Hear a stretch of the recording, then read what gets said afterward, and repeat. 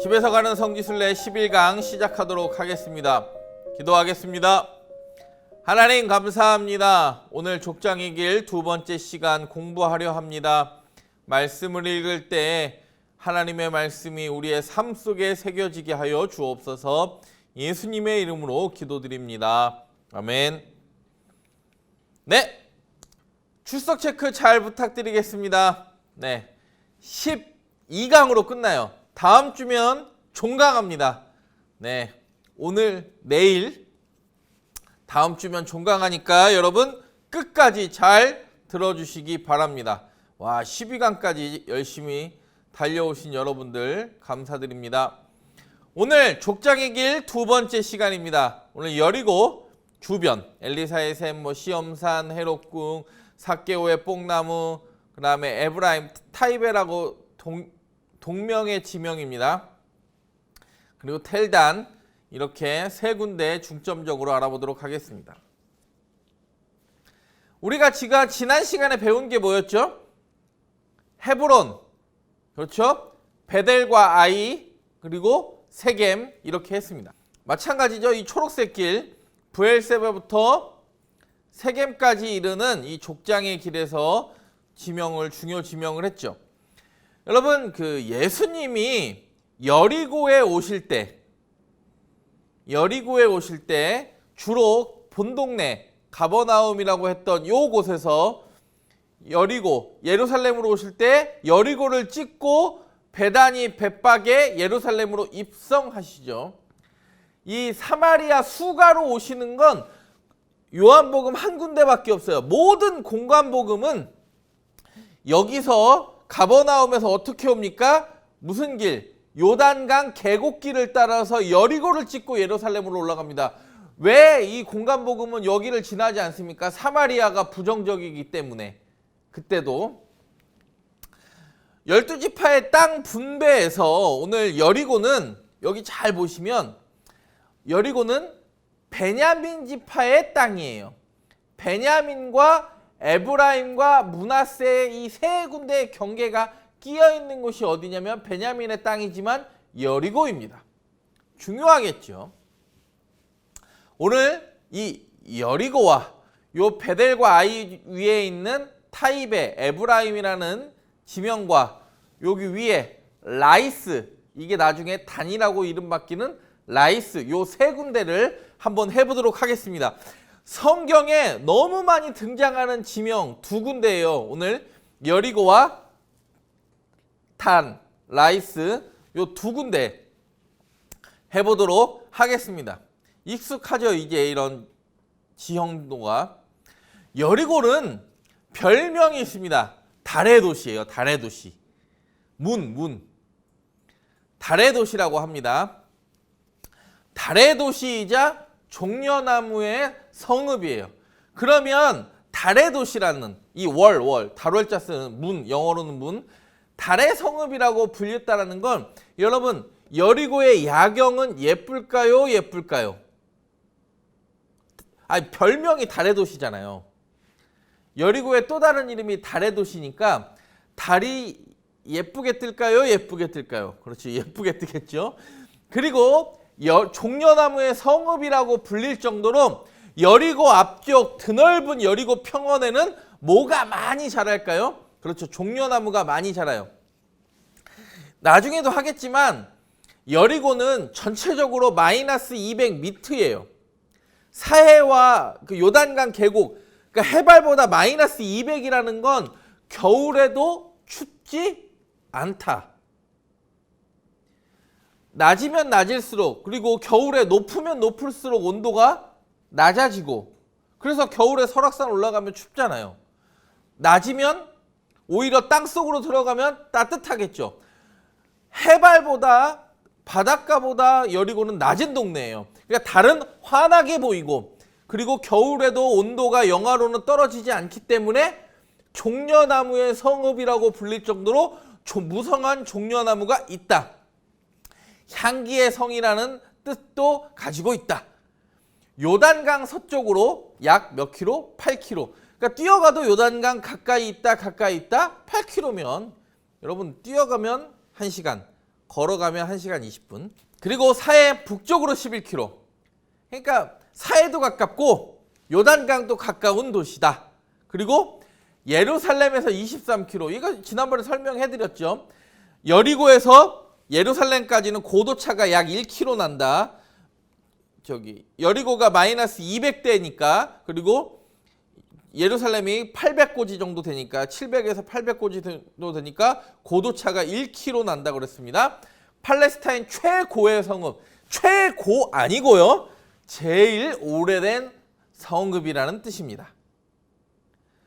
지난 시간에 족장에 도취했던 또 오래된 성읍 하나를 배웠죠. 예루살렘보다 오래된 성읍 헤브론 배웠죠. 팔레스타인, 지금의 팔레스타인의 최고 오래된 성읍, 최고의 성읍 여리고 되겠습니다. 여리고는 뭐 할 이야기가 너무 많죠. 요단강독 쪽에 이런 얘기는 조금 어려운 이야기일 수 있으니까 기원전 7000년, 지금으로부터 10,000년 전이죠. 9000년 전 이곳에 이미 성읍이 세워졌다. 구약시대의 여리고, 이 구약시대의 여리고는 누가 무너뜨리죠? 여호수아가 무너뜨리고, 신약시대의 여리고는 잠시 후에 설명해 드릴 건데 헤롯 대왕이 여기에 겨울궁을 지어요. 그리고 오늘날의 여리고, 세 군데의 여리고를 오늘 보게 될 겁니다. 그리고 이곳은 해 저니까 마이너스 200대니까 열대성 기후 지역에 있는 일종의 오아시스, 여리고, 달의 도시, 종려나무의 성읍, 사막의 오아시스 같은 유대 광야의 오아시스 같은 곳이 어디냐? 여리고예요. 여리고는 우리가 단순히 뭘로만 알아요? 여호수아가 여리고 성읍 동거랑 삭개오 뽕나무로만 아는데 오늘 그 시야를 좀 더 넓혀서 여리고에서 이 많은 일들이 일어났구나 보고 또 여러분들이 성경을 읽을 때 새롭게 발견되는 여리고가 있기를 바랍니다. 여리고는 지중해 수면보다 약 250m. 예루살렘은 그렇죠. 700에서 800고지라고 했으니까 여리고로 가는 길은 급한 내리막길이었고 지형이 험하여 강도들, 사마리아, 그렇죠. 여리고에서 예루살렘 가는 길에 그렇죠. 사마리아, 선한 사마리아 사람 그 이야기가 누가복음 10장에 나오는데 요 얘기가 배경이 되는 거죠. 그 지형적 배경. 왜 강도들이 많이 나타나는지. 요거. 그 종려나무가 많아 종려의 성읍이라 불렀다. 그래서 종려의 성읍 하면 성경에 종려나무의 성읍 하면 여리고를 상징하는 거였다. 이것은 가나안 정복전쟁의 첫 번째 대상지가 되었죠. 여호수아에서. 난공불락으로 여겨졌던 이곳을 그렇죠.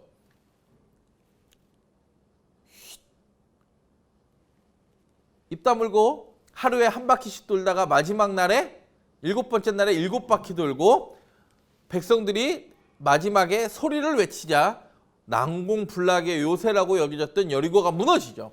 이건 누구나 잘 아는 이야기일 겁니다. 그때 여호수아가 뭐라고 이야기합니까? 다시 여리고 성은 재건하지 말라. 근데 분열왕국 시대 아합 때죠. 이거 베델 사람 히엘이 어기고 성을 건축하다가 아비람과 첫째 아들 아비람과 막내 아들 수굽이 죽죠. 그리고 베냐민 지파에게 할당된 여리고 아까 설명해 드렸죠. 겐 사람의 거주지가 되기도 했고 모압 왕 에글론이 왜? 건너편이 바로 모압 땅이니까. 여리고 바로 건너편 요단강 건너편이 모압이죠. 여기에요. 요게 여리고죠. 이게 유다 산지죠. 이쪽이 유다의 광야고 유다 산지고 이거는 요르단 산지죠. 지금에 보면 요게 요단 계곡길이잖아요. 요단 계곡길은 마이너스 200이에요. 왜냐하면 갈릴리오스가 마이너스 216이고 사해가 마이너스 400이니까 마이너스 216에서 400으로 요단강이 흐르는 거잖아요. 그러면 여기가 요 계곡 사이로 농사가 잘 될까요? 잘 될까요? 잘 되겠죠. 그리고 이 길갈 옆이 이 여리고고 요 주변에 다 뭐가 있냐면 종려나무가 지금도 가면 넘치고 넘쳐 있어요. 여리고의 종려나무 열매 굉장히 맛있습니다. 여리고 가보면 아주 예루살렘은 물가가 조금 비싸죠. 아무래도 여리고는요, 과일 이런 것들이 엄청 싸요. 그래서 예루살렘에 사는 한인들이 어디에 와서 장을 보냐? 여리고 그 야채 그 시장에 와서 장을 보기도 하는 굉장히 풍요로운 곳. 이 유대 광야 그리고 이쪽에 있는 농산물들이 다 어디로 모일까요? 여리고로 모여서 굉장히 풍요로웠던 곳, 사막의 오아시스 같은 역할을 했던 곳. 그때 당시에 그 요단강을 건넌 이스라엘 사람들이요, 여기가 모압 평지잖아요. 아까 모압 왕 에글론에도 여리고가 정복된 적이 있었다고 그랬잖아요.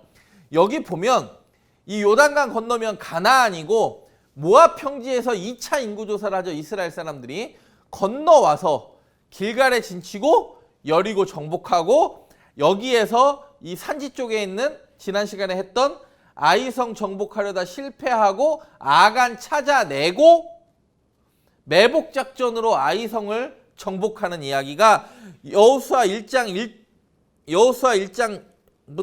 10장까지 나오는 이야기죠. 이해가 되시죠? 어렵지 않습니다. 요거를 보면 보여드릴게요. 제가 지금 그 시험산 위에서 이제 요걸 바라보는 사진인데, 여기가 뭘까요? 이게 이 넓은 평원이 뭘까요? 이게 모압 평지예요. 여기가 요단강이 흐르겠죠.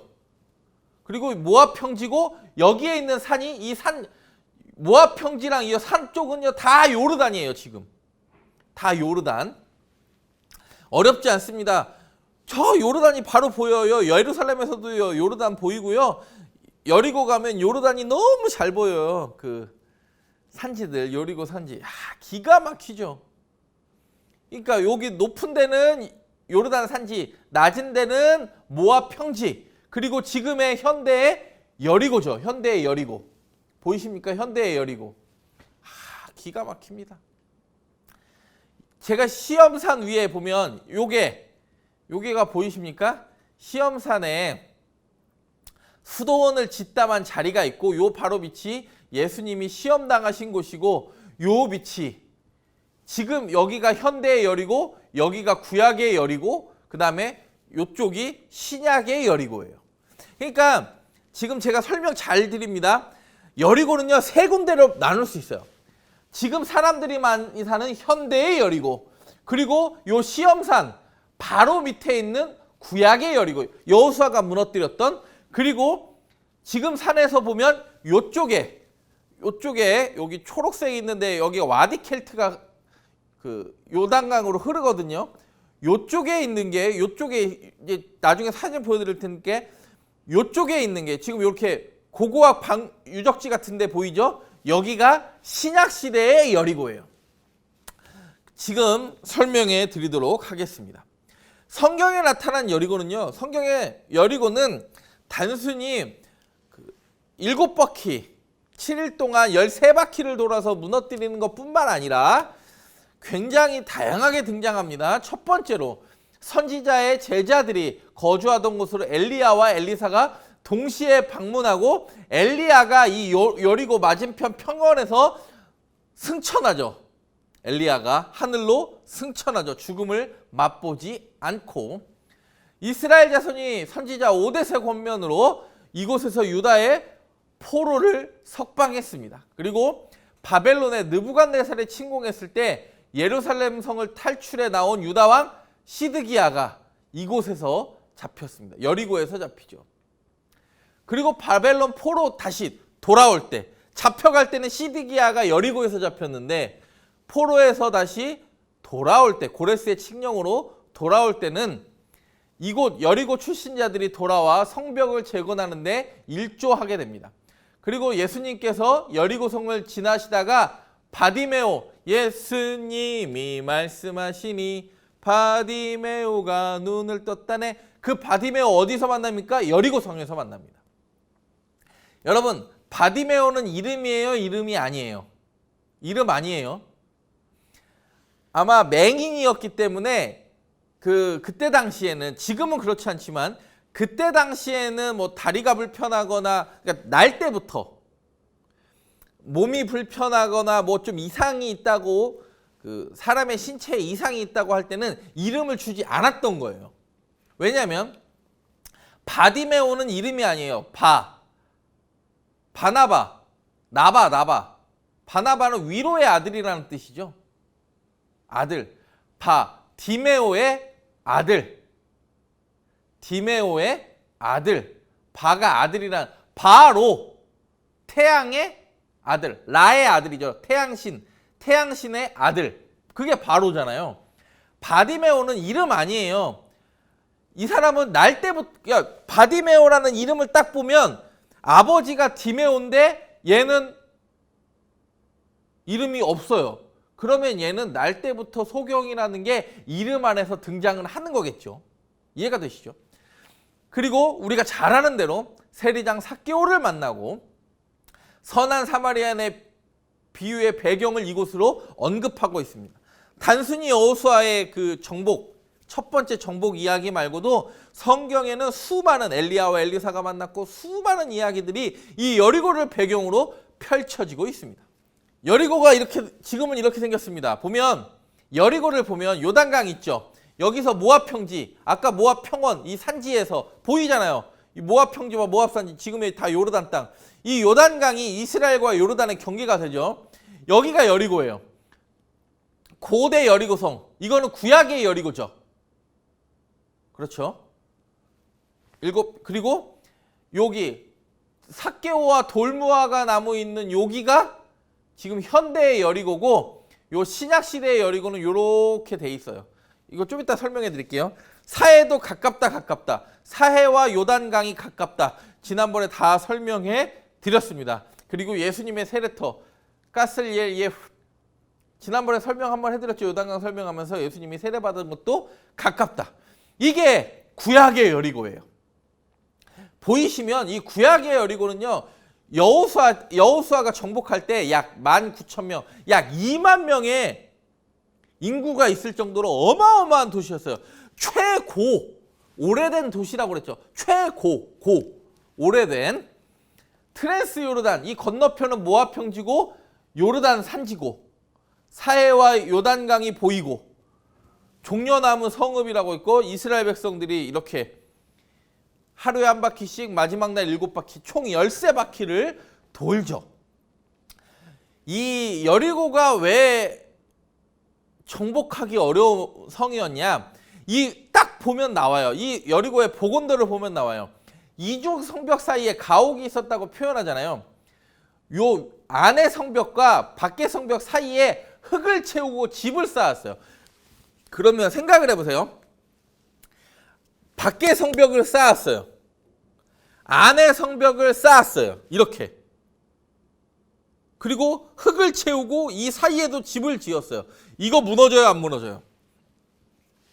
이거 안 무너져요. 근데 하나님의 놀라운 이적을 통하여 절대 무너지지 않을 것 같은 이 여리고 성의 무너짐을 통하여 지금 너희를 이끌어낸 출애굽시킨 하나님이 어떤 하나님인지 하나님은 여리고를 통하여 스스로 또 한 번 증명하시는 겁니다. 이게 여리고의 복원도예요. 아까 보셨죠? 안에 성이 있고 안에 성 있고 밖에 성 있고 여기에 누가 살았던 거예요? 안성과 바깥성 사이에 요 흙 채워가지고 집 누가 살았던 거예요? 여기에 기생 라합이 살았던 거예요. 여러분 딱 보면 이 동네 땅값은 여리고 땅값은 어디가 비쌀까요? 당연히 이 안쪽 성 안이 비싸겠죠. 여기는 바로 외성에서 사람들 망도 봐야 되고 침략하면 이쪽 성부터 바로 무너질 거니까 여기는 막 기생 라합과 같은 사람들은 당연히 여기 살았겠죠. 9,000년 전부터 9,000년 전의 유적이 남아있는 곳 바로 여기입니다. 다시 한번 설명해 드리면 내성과 외성 사이에 흙을 채워가지고 사람들이 살았다. 높이가 어느 정도다? 내성은 9.14m, 그 다음에 외성은 7m. 이렇게 성을 쌓았으니 이게 무너집니까?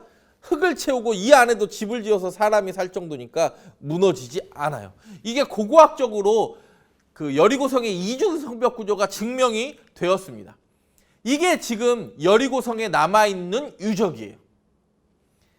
여기가 바깥쪽이 외성이고 여기 보이시죠? 여기 사이 외성과 내성이 있고 이 사이에 집을 지었어요. 이 엄청난 성읍에 그때 당시에 19,000명이나 살았던 이 엄청난 여리고 성을 하나님이 하나님의 방법으로 무찌르게 되는 것을 보게 되는 거예요. 지금 바라보면 이렇습니다. 7,000년 전에, 지금으로부터 9,000년 전, BC 7,000년 전의 유적들이 이렇게 보여져요. 여리고에 가보면 이 텔 여리고를 꼭 가보게 되는데 가서 보면 예전에 지금으로부터 5,000년 전의 유적, 4,000년 전의 유적, 그러니까 이게 영어로 써 있지만 어렵지 않은 게 왜냐면 우리가 다 어렸을 때 배웠던 거예요. 얼리 브론즈는 뭐예요? 초기 청동기. 중기 청동기, 레이트는요. 후기 청동기, 아이언은요. 철기 때. 이런 거예요. 어렵지 않죠? 나중에 가면 다 설명해 드립니다. 그래서 여리고가 실제로 이중성벽 구조와 예전부터 사람이 살았던 곳곳에 유적들이 남아있어요. 그리고 요 구약의 여리고죠. 요게 지금까지 보는 게 이 구약의 여리고 바로 옆에 여기 보이세요? 엘리사의 샘이라고. 엘리사의 스프링, 샘. 엘리사의 샘이 있고 여기에서 바로 구약의 여리고 엘리사의 샘 여기에서 시험산 올라가는 여기 보이세요? 케이블카 보이세요? 케이블카라고 써 있는데 여기서 케이블카 타고 시험산을 올라갑니다. 이게 엘리사의 샘이에요. 구약의 여리고 바로 길 건너에 있어요. 엘리사가 왜 이 사건이 여리고에서 일어난 사건이 중요하냐? 엘리사가 샘의 근원을 여기 써 있잖아요. 아인, 엔게디, 드렴소의 샘, 에낙골의 다 샘. 샘은요 물에서 솟아나와서 흐른다고 그랬죠. 부엘은 우물이고, 슐탄 스프링 여기 이자 빠졌는데 엘리샤. 엘리사의 샘이라는 뜻입니다. 요게 엘리사의 샘 겉모습이에요. 지금은 이게 지금 검은색 파이프 보이세요? 물을 뽑아내가지고 이 여리고의 아주 중요한 수원지예요. 수원지. 지금도 샘에서 물이 지금 막 나오고 있잖아요. 이게 지금도 여리고의 엘리사의 샘. 아까 그 건물 안으로 들어가면 이 엘리사의 샘에서 지금도 3,000년 전에 엘리사가 물의 근원을 고치잖아요. 물 먹었더니 막 사람들이 배탈 나고 난리 나니까 어떤 일이 발생합니까? 엘리사가 열왕기 하에 보면 소금 한 뭉치를 그 샘의 근원에 던졌더니 그 물이 깨끗해졌다. 이런 얘기하는 그 엘리사의 샘. 지금도 물이 솟아나서 여리고를 적셔요. 종려나무를 키우려면 물이 많이 들까요? 많이 들까요? 많이 들죠. 아주 중요한 수원 중에 하나입니다. 이게 저예요. 이 엘리사의 샘은요 옆에 건물을 하나 지었어요. 여름에 가면요 발을 대기가 어려워요. 그 엘리사의 샘에 흐르는 물을 그 건물 전체를 지나가게 해놓은 카페가 있어요. 그래서 여기서 저녁에 막 성지순례의 피로감을 이 엘리사의 샘 카페 한 잔 저녁에 딱 가서 커피 한 잔 딱 마시면 피로가 싹 풀릴까요? 풀리겠죠. 여리고에 또 중요한 거 있죠. 예수님이 유대 광야죠. 바로 여리고는 그 옆쪽이 유대 광야니까 유대 광야에서 사단에게 시험받았던 시험산이 있습니다. 지금 구약의 여리고 다 근처에 있는 거예요. 아까 구약의 여리고 바로 옆에 엘리사의 샘이 있었고 위를 고개에서 들어보면 유대 광야가 보이고 이게 여리고의 시험산 수도원입니다. 이 산 이름을 영어로 마운틴 템테이션이라고 그래요. 우리로 말하면 시험산이라고 하겠죠. 여기서 아까 구약의 여리고에서 보면 여기 시험산 수도원 보이세요? 이거 좀 전에 보여드렸던 시험산 수도원이 보입니다. 와, 저기 한번 올라가고 싶은데 어떻게 올라가나? 그리고 요 위에 보이세요? 이거 인공적으로 건물 지은 거? 아까 이걸 위에서 보면 비잔틴 시대에 건물 짓다 말았던 수도원 하나 있다고 그랬죠? 요 꼭대기에 그거예요. 그러면 여기까지도 어디 올라가냐? 사람들이 그럴 수 있어요. 괜찮아요. 뭐가 있을까요? 뭐가 있을까요? 케이블카가 있습니다. 제가 아까 설명해 드렸잖아요. 이게 시험산의 시험동굴 그 수도원의 안에 있는 예수님이 40일 동안 금식하면서 기도하셨던 동굴이 이 안에 있습니다. 지금 못 타고 가요? 이게 지금 뭘까요? 여기 지금 막 무너져 있는 게 이게 구약의 여리고예요. 그 케이블카가 구약의 여리고 위를 지나서 바로 그 엘리사의 샘 옆이 케이블카 승강장이거든요. 이 케이블카가요 기네스북에 등재되어 있다는 거 아닙니까? 가보면 월드 레코드 기네스 이렇게 써 있어요. 기네스북에 왜 등재되어 있는지 아세요? 사해, 그러니까 해저 마이너스에 기록된 케이블카 중에 가장 긴 케이블카라고 해서 기네스북에 등재되어 있습니다. 그래서 요즘은 뭐 저 시험산 뭐 구약의 여리고 보고 엘리사의 샘에서 커피 한 잔 탁 더울 때 발 담그면서 커피 한 잔 딱 하고 케이블카 딱 타면 요 수도원까지 여러분들을 안전하게 모셔다 드립니다. 여러분 나는 다리가 아파서 성지순례는 못 갈 것 같아. 걱정하지 마세요. 제가 지난번에 4시간에 걸쳐서 설명해 드렸던 예루살렘도 그 위를 한꺼번에 볼 수 있는 케이블카를 지금 건설 중에 있습니다. 여러분이 가실 때 되면 아마 예루살렘에요. 이스라엘뿐만 아니라 예루살렘, 뭐 이스라엘, 그다음에 뭐 마사다 수많은 곳에 지금 케이블카가 건설되어 있어서 여러분들 저기 언제 올라가지? 그런 걱정 안 하셔도 됩니다. 예. 돈만 내면 다 저희를 데리고 가요. 구약의 여리고 받고 엘리사의 샘 받고 옆에서 케이블카 타고 어디까지 올라간다고요?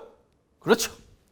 시험산까지 올라가서 예수님이 시험 당하셨던 40일 동안 금식하며 줄이시며 기도하셨던 마귀의 유혹을 이기셨던 그 시험산 동굴까지 보시게 됩니다. 그리고 또 여리고에서 중요한 사건이 하나 일어나죠. 그게 무엇입니까? 삭개오. 키 작은 삭개오 예수님 만나. 키 작은 삭개오 예수님 만나 큰 입 벌리고 웃었답니다. 네. 옛날에는 뽕나무라고 했지만 지금 누가복음 19장에 지금 성경은요 원어 그대로 돌무화과 나무로 번역되어 있습니다. 돌무화과 나무입니다.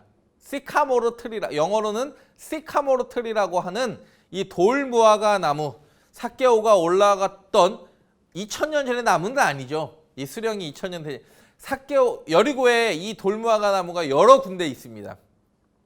그래서 이 돌무화과 나무 옆에가 바로 기념관이고 다 들어가 볼 수 있거든요. 그리고 이게 돌무화과 나무 아까 이쪽에서 본 거고 요 옆에 건물들 보이시죠?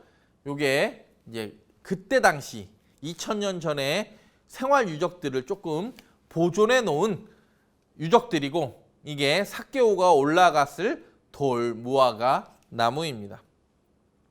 삭개오의 돌무화과 나무는 설명 안 해도 잘 아시겠죠? 지금 제가 지금 설명해 드린 여리고가 이런 거예요. 잘 보세요. 여기가 여리고는요 유대 광야랑 붙어 있어요. 이쪽이 다 유대 광야잖아요. 지금 초록색이란다. 황색 유대 광야고 여기 마운틴 오브 템테이션 모네스트리 이게 시험산 수도원이에요. 그리고 여기 텔 여리고가 구약의 여리고고 그리고 바로 뭐가 있어요?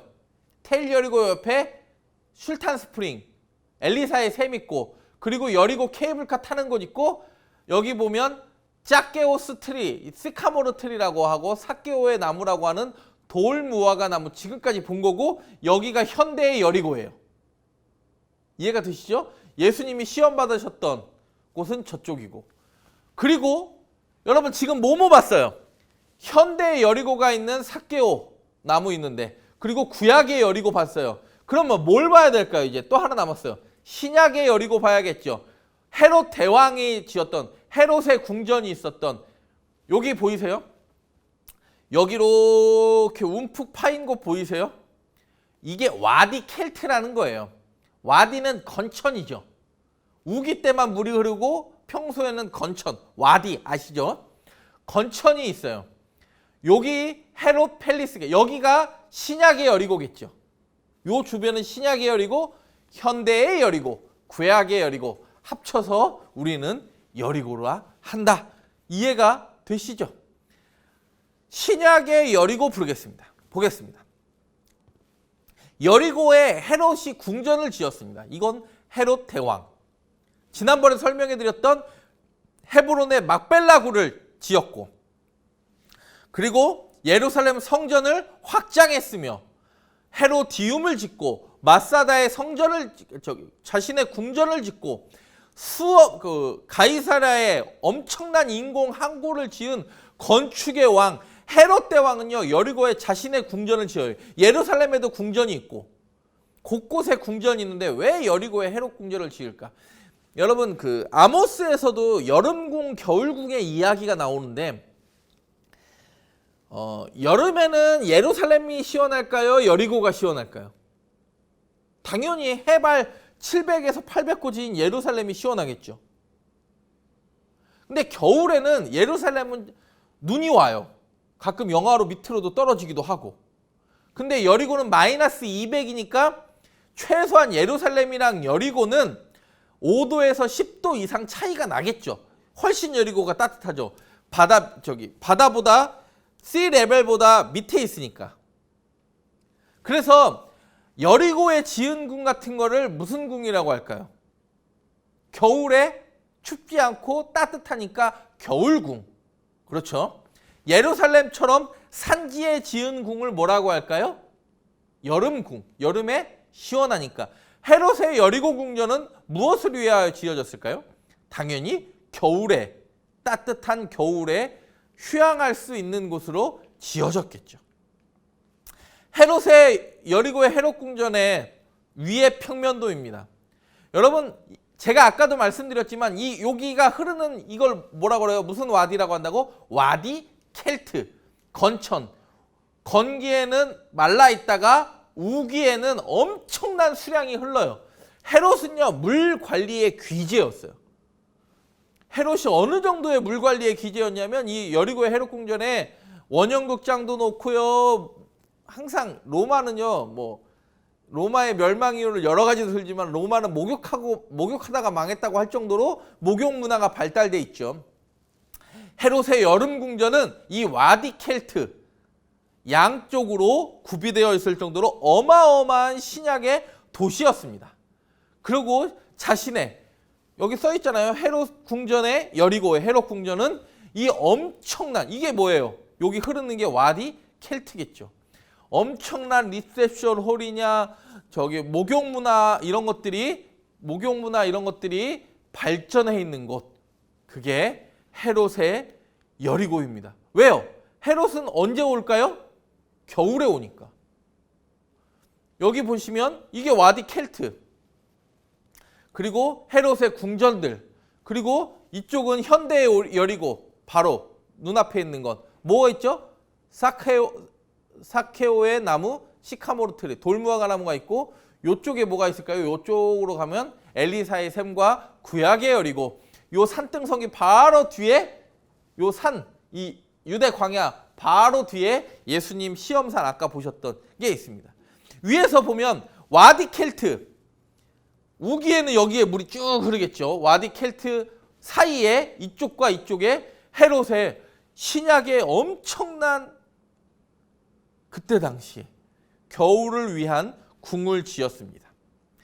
또 하나를 봅니다. 여기서 딱 올라가면, 여리고에서 딱 올라가면 지난 시간에 배웠던 베델과 아이, 여리고에서 예루살렘 쪽 말고 살짝 위로 올라가면 베델과 아이, 그리고 타이베가 나와요. 타이베는요, 아랍어로 굿이라는 뜻이에요. 타이베는요, 에브라임이라는 마을의 이름과 타이베는 같은 이름이에요. 성경에는 에브라임이라고 나와 있고, 지명, 에브라임, 지파 말고 지명의 이름의 마을을 신약시대 이후에, 이게 12세기에 십자군 전쟁할 때 살라딘 장군이요, 이 타이베 사람들이, 에브라임 동네 사람들이 자신들을 선대하고 나그네들을 잘 도와준다고 그래서 아랍어로 굿, 이게 타이베예요. 타이베는 뭐라고요? 아랍어로 좋은 마을, 남들을 선대하는 마을. 이 타이베, 구약성경과 신약성경에 에브라임이라는 마을로 번역된 이 타이베는요, 제가 지금부터 설명해 드립니다. 베델과 아이를 근처의 작은 마을. 베델과 아이 지난 시간에 설명해 드렸죠. 에브라임 지파에 분배된 땅으로서 원래 에브라임이라는 이름을 가지고 있었어요. 현재 타이베는 광야 한가운데 작은 아람 마을로 있고 예루살렘으로부터 북동쪽으로 35km. 작은 마을 타이베는 구약 성경의 오브라, 기드온이랑 연결되어 있는 오브라, 그 다음에 에브라임이라는 도시라고 불렸습니다. 그리고 또 신약 요한복음 11장 54절에 에브라임, 예수님이 그 나사로 살리고, 죽었던 나사로를 살리고 사람들이 예수님을 죽일까 하니까 음모를 막 꾸미고 하니까 예수님이 에브라임이라는 마을로 피했다라는 이야기가 요한복음 11장 54절에 나오거든요. 이 에브라임이라는 말, 현재의 지명 타이베입니다. 타이베, 지금 산지겠죠. 왜냐하면 베델과 아이 바로 위에 있으니까 베델과 아이, 예루살렘, 베들레헴, 이거 지금 그 족장의 길을 따른 산지 라인이잖아요. 당연히 이렇게 산지 마을로 구성되어 있습니다. 해드리겠습니다. 족장의 길이죠, 이게. 헤브론, 베들레헴, 예루살렘, 그 다음에 어디에 있어요? 여기 있잖아요. 베델과 아이가 여기 있잖아요. 여기 이렇게 있잖아요. 그리고 타이베가 그 족장의 길 옆에 산지에 있어요. 여리고랑 가까워요, 가까워요. 여리고에서 예루살렘 쪽으로 올라오지 말고 그 위쪽으로 올라가면 타이베. 타이베도 꼭 한번 가볼 만한 곳입니다. 예수님이 뭐하셨다고요? 구약에도 나오지만 그 에브라임이라는 지명 오브라, 구약에도 나오지만 신약 시대에 예수님이 나사로 살리고 나서 사람들의 음모를 피해서 가셨던 동네가 이 타이베 되겠습니다. 이 타이베에 성 조지, 세인트 조지 기념 교회가 있습니다. 지금은 다 무너졌습니다. 여기 건물 뒤로 지금 이렇게 볼록볼록 튀어나온 게 유대 광야겠죠. 타이베는요, 지금도 아람 마을에서 기독교 인구가 나사렛, 베들레헴으로 아주 기독교 인구가 현재에도 많은 동네입니다. 타이베. 아까는 저쪽에서 본 거고 지금 이쪽에서 보는 거겠죠. 그리고 오늘 이 텔단하고 마칠 건데 여리고 했습니다. 타이베, 에브라임 지방 했습니다. 그리고 오늘 세 번째 텔단하고 마칠 겁니다. 텔단은요, 이 텔은 언덕이라는 뜻이에요. 예전에 이런 지명은 없었어요. 지금 현대에 붙이는 지명이에요. 단이죠, 단. 실제로 지금 가면 브엘세바도 텔 브엘셰바라고 합니다. 텔 아비브, 실제 이스라엘의 수도 역할을 하는 텔 아비브, 텔 아비볼, 텔 언덕, 아비 봄, 봄의 언덕이라는 뜻이고, 텔 단의 언덕이라는 뜻이에요. 이건 나중에 왜 이 텔이 중요한지 또 한번 설명해 드릴 기회가 있을 것 같습니다. 지금 잠깐 설명하면 이런 거예요. 텔은요, 수천 년 동안 사람이 살면서, 우리는 목조 문화이기 때문에 예루살렘 할 때도 말씀드렸지만 돌이 지진이나 여러 가지로 무너지면 돌 문화이기 때문에 그 위에 또 집을 지어요. 그 위에 또 집을 짓고, 그러면 4,000년, 5,000년, 여리고도요, 텔 여리고예요. 아까도 보셨지만 구약의 여리고는 텔 여리고겠죠. 그러면 돌 문화이기 때문에 무너지면 다시 짓고 무너지면 위로 짓고, 그러면 이 텔이라는 언덕이 자연 언덕일까요? 인공 언덕일까요? 인공 언덕이겠죠. 그래서 그러니까 인공적으로 사람들이 살면서 인공의 언덕이 세워졌을 때 이 인공의 텔을 단면으로 자르면 기원전 텔 무기또 같은 경우에는 10,000년 전의 유물까지, 지금으로부터 10,000년 전의 유물까지도 등장할 정도로 그 인공의 언덕의 단면을 자르면 10,000년 전, 그러니까 쉽게 얘기해서 석기시대, 초기 청동기, 중기 청동기, 후기 청동기, 철기의 문화들을 그 텔의 단면을 통하여 볼 수 있는 그런 것들, 그런 인공 언덕을 주로 텔이라고 붙여요. 브엘세바도 텔이고요. 하솔도 텔이고, 구약에 나오는 대부분의 지명들은요, 앞에 텔이 붙습니다. 지금은. 인공 언덕. 수많은 그 쌓여있던 역사를 볼 수 있는 지명이다. 이해가 되십니까? 그래서 보면 텔단은 하나님이 심판하신다는 뜻이에요. 단이라는 뜻이겠죠. 심판하신다는 거. 야곱이 라헬의 여종 비라를 통하여 낳은 아들이고, 야곱의 5번째 아들이며 비라의 1번째 아들. 여종. 야곱이 사랑했던 라헬이 애를 못 낳으니까 자기 종을 보내서, 여종 비라를 보내서 낳은 아들. 납달리의 친형이가, 단과 납달리가 비라를 통해 낳죠. 단지파의 시조가 됩니다. 단지파는 자기 영토에서 아모리 족속을 물리치지 못하고 사사시대에 헤르몬산 남쪽 기슭에 위치한 레셈, 즉 라이스로 이주합니다. 이게 사사기 17장 18장 내용이에요. 이거 좀 이따 지금 간단하게 설명해 드릴 거예요. 그리고 이곳은 이스라엘 영토의 최북단에 위치했기 때문에 단에서부터 브엘세바까지 우리를 뭐라고 이야기하냐면, 백두에서 할라를 이야기할 때 단에서부터 브엘세바, 이스라엘은 단에서부터 브엘세바까지 사무엘이 사사된 것을 다 알았다, 이렇게 표현하면, 우리로 말하면 백두에서 할라까지 누가 뭐 했던 걸 다 알았더라, 이 관용구로 쓰이게 됩니다. 그리고 이후로 단지파는요, 왜? 이따가 설명해 드리겠지만 단지파가요, 물이 있어요. 중동 지방에 물이 있다는 건 엄청난 거죠. 중동 단일 수원지로 중동 지방의 최대의 수원지가 이 텔단이에요. 물이 엄청나게 지금도 솟아나요. 단일 한 곳에서의 가장 많이 솟아나는 수원지가 어디냐? 단이에요. 중동 지방에서. 여로보암 1세는 이곳에 금송아지 세우고요. 후에 시리아의 베나닷에게 정복당했죠. 왜냐하면 끊임없이 이 물과 평원이 있는 곳을 사람들은 좋아하니까 정복하려고 하겠죠. 여기 성경에 쭉 나오잖아요. 단에서부터 브엘세바까지, 단에서부터 브엘세바까지, 단에서부터 브엘세바까지, 단에서부터 브엘세바까지. 하나만 읽어볼까요? 솔로몬이 사는 동안에 유다와 이스라엘이 단에서부터 브엘세바에 이르기까지 각기 포도나무 아래와 무화과나무 아래에서 평안히 살았더라. 모든 사람이 평안히 살았다. 단은요 북쪽 끝이고 브엘세바는 남쪽 끝이죠. 우리로 말하면 백두에서 할라.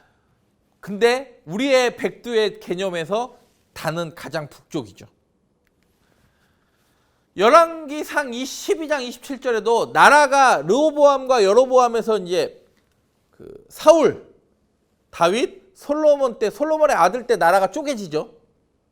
10지파는 북이스라엘로 가고 2지파는 유다지파에 남죠. 유다지파와.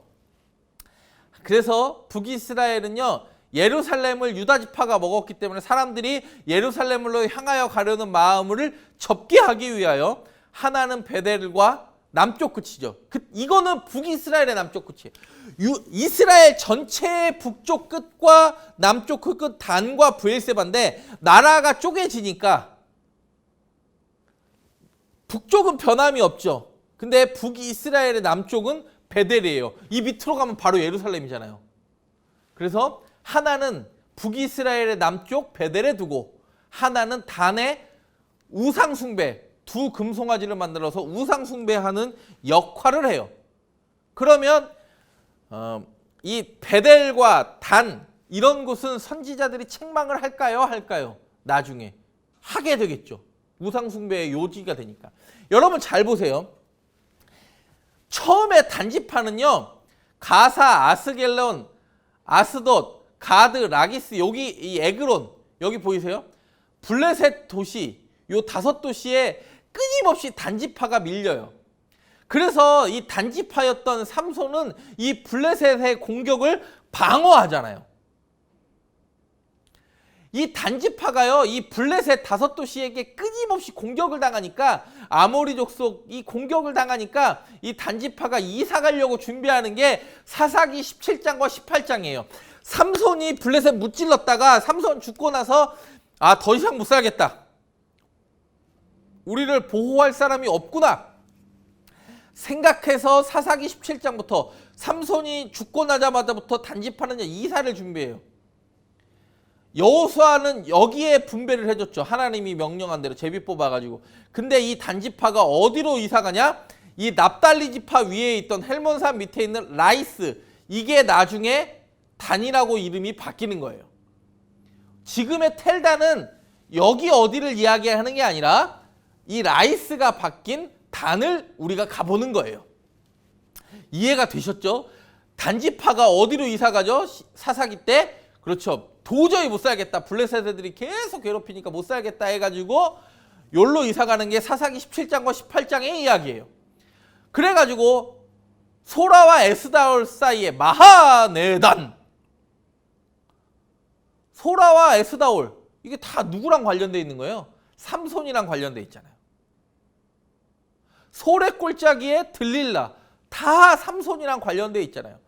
여러분 이해가 되시죠? 왜 삼손이 블레셋 사람들과 뭐 퀴즈 내고 수수께끼 내고 막 이런 거 하면서 왜 이렇게 뭐 가사, 아스글론, 그리고 또 다윗도 가드에 있는 누구랑 싸워요? 블레셋 사람 골리앗이랑 싸우잖아요. 왜 이렇게 여기에 있던 블레셋 5도시들은 이쪽으로 오려고 했는데 단이 못 살아요. 못 살아. 단지파가. 그래서 사사기 17장과 18장에 정탐꾼을 보내죠. 좋은 땅 알아봐라. 그때 가다가 이 베들레헴에 있었던 레위인이 미가의 집에 산당에 가정의 제사장을 하는 걸 보고 이 선발대가 와서 그러죠. 야, 지금으로 말하면 이런 거죠. 야, 너 개척교회 목사할래? 대형교회 목사할래? 그랬더니 미가의 집 제사장, 그 젊은 청년이 미가의 집 산당에서도 잘 먹고 잘 살았는데 너 우리 지파의 제사장 해. 그래가지고 여기에 미가의 집에 있던 그 제사장이, 단지파의 제사장이 단까지 올라가는 이야기. 그게 사사기 17장과 18장의 이야기입니다. 자세한 이야기는 읽어보시면 돼요. 단지파는 여기에 땅을 분배받았지만 어디로 간다? 정탐꾼 보냈다가 드디어 어디로 이사간다? 라이스로 이사가서 라이스의 이름을 단으로 바꾼다. 오늘 그 위에를 봅니다. 이해가 되시죠? 원래는 이스라엘이 통일되었을 때 뭐 사무엘 시대 때나 사울, 다윗, 솔로몬 시대 때는요. 단에서부터 브엘세바가 전국을 의미했어요. 우리는 백두할라. 근데 우리나라처럼 남북이 분열된 거예요. 그래서 브엘세바는 여기 있죠. 여기. 브엘세바는 여기 있잖아요. 원래는 단에서부터 브엘세바인데 이게 이미 유다 지파의 땅이 된 거예요. 나라가 2개로 쪼개지면서. 그래서 뭐 어떤 일이 발생하느냐? 북이스라엘의 초대 왕이었던 여로보암은 아까 제가 설명드렸던 것처럼 단과 북쪽 끝과 베델에 금송아지를 만들어서 단과 베델에 성전을 짓습니다. 자기들의 우상을 위한 성전을 지어요. 우리나라로 말하면 백두산과 개성에 성전을 지어서 남한으로 못 내려가게 했다. 뭐 이렇게 이해하시면 될 것 같습니다. 이게 텔단의 모습이에요. 보통 이제 여기 주차장 있는 데서 내려가지고 단강, 요르단은요 단에서 흐른다라는 뜻이죠. 이게 굉장한 수원지잖아요. 엄청납니다. 엄청나요. 여기가 단스프링이라는데 이게 단샘이라고 하는 데가 여기가 단의 수원지예요. 중동 단일 면적으로 중동 최대의 수원지. 그리고 여기에 뭐 밀가루 방앗간 있고요. 이거 피스타치오 그 전망대라고 피스타치오 나무 있고 엄청 큰 있고 여기가 이제 가든 오브 에덴의 정원이라고 불릴 정도의 어마어마한 물이 흘러요. 그래서 여기에 막 여름에 가면 애들이 막 물장구 치고 놀고 그리고 여기가 그 단에 아까 뭐 있었죠? 금송아지 있었던 단의 성전이 지금도 자리가 남아있고 이스라엘 성벽에 자리가 남아있고 가나안 문이 지금도 남아있어요. 텔다는요. 이거 한 바퀴 일일이 다 돌려면 3-4시간 걸려요. 그래서 성지순례 가보면 뭐 가보신 분들은 아시겠고 앞으로 가실 분들 아시겠지만 보통 입구에서 내리면 우리를 데려다 준 버스가 어디가 있습니까? 그렇죠. 여기가 있어요. 여기. 그래서 입구에서 내려서 이렇게 해서 한 바퀴를 쭉 돌아보고 나오면 여기에 버스가 와 있죠. 다시 이렇게 내려오려면 시간이 한참 걸리니까. 네. 텔다는요. 처음에 가면은 건기에도 엄청난 물이 흘러요. 물소리가 항상 들려요. 여기가 이스라엘이 맞나 싶을 정도로 어마어마한 물소리. 요르단이잖아요. 단에서부터 흐른다. 단. 이 단에서부터 흐른다고 할 정도로 엄청난 수원지에 엄청난 물이 흐릅니다. 우기 건기에 상관없이. 이거 아까 가든 오브 에덴. 여기에 막 겨울에는 차가워서 잘 못 들어가지만 여름에는요 여기에 사람들이 쫙 깔려서 막 물장구 치고 피크닉 합니다. 그리고 텔다는 아까 금송아지가 있었다고 그랬죠. 금송아지에 제단이 있었고 그리고 위에 성소가 있었겠죠. 여로보암 때. 그리고 여기에는 그렇죠. 창고가 있었죠. 이게 성경에 다 나오는데 여러분 지금 제가 잘 보여드릴게요. 여기 지금 철 구조물 보이세요? 이게 번제단이에요. 번제단. 이게 이제 번제단 뿌리겠죠. 네 군데 있는 것이. 번제단의 크기를 상징해요.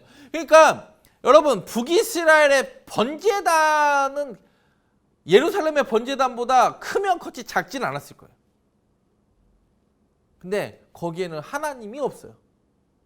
번제단은 더 화려하고 했을지는 몰라도 하나님이 없어요. 교회의 겉모양으로 우리가 휩쓸리지 않는 이유는 우리가 여기에 있죠. 우리는 하나님의 임재를 갈망하잖아요.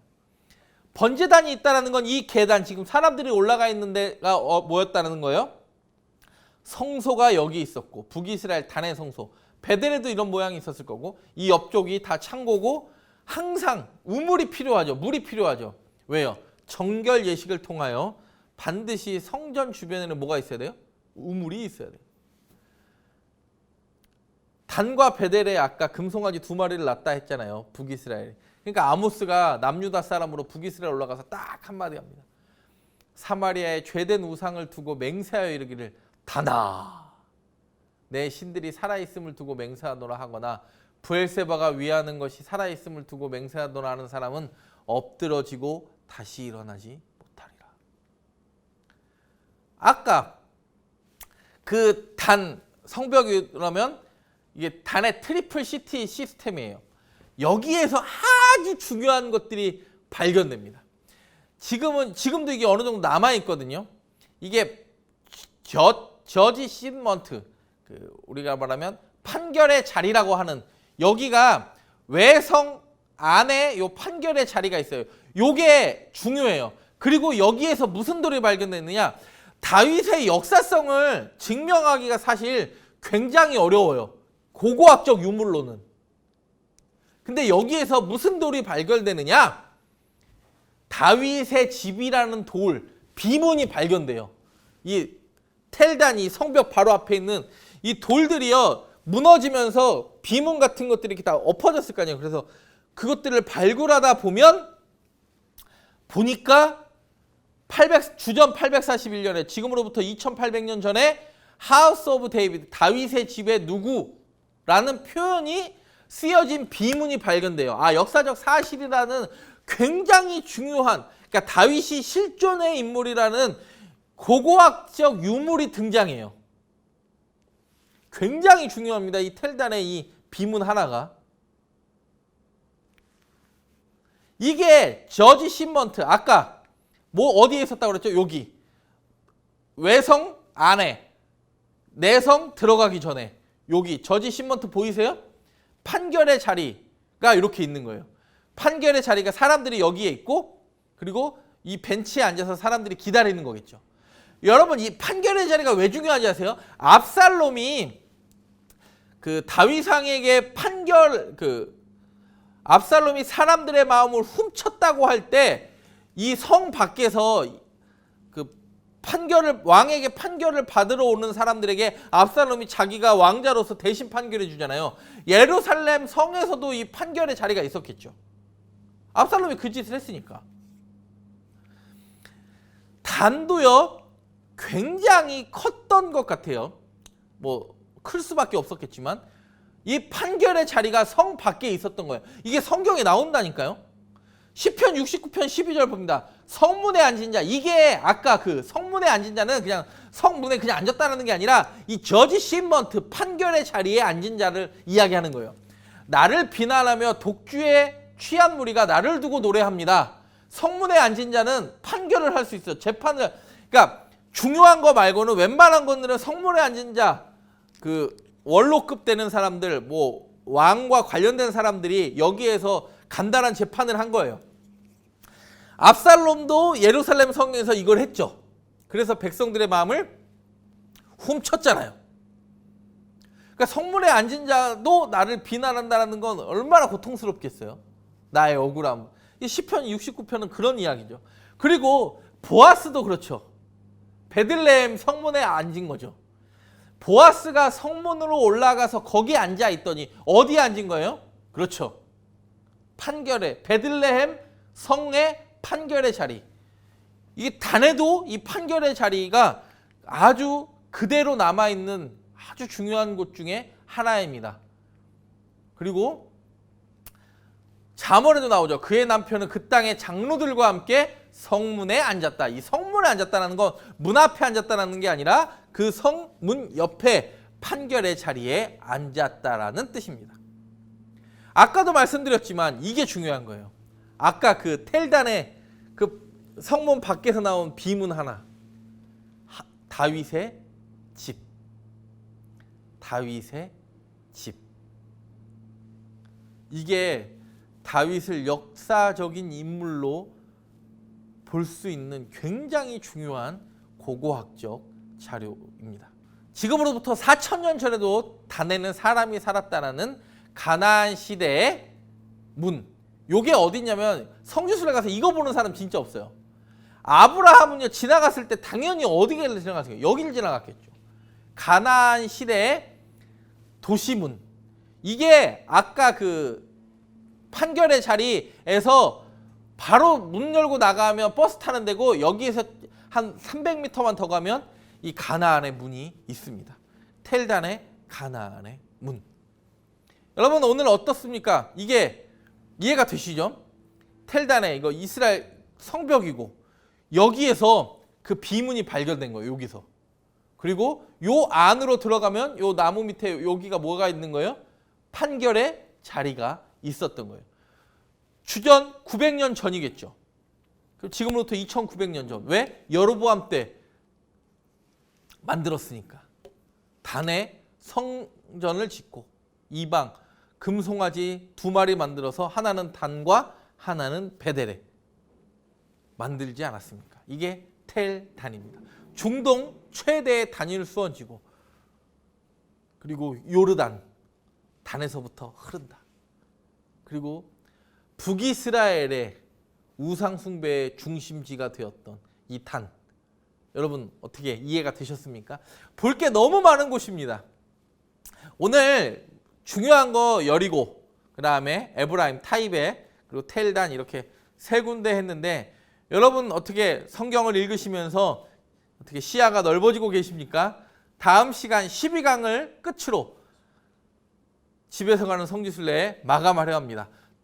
더 많은 지명을 이스라엘뿐만 아니라 요르단 더 많은 지명을 다루어야 하지만 여러분 여기까지 하고 또 다음을 기약하도록 하겠습니다.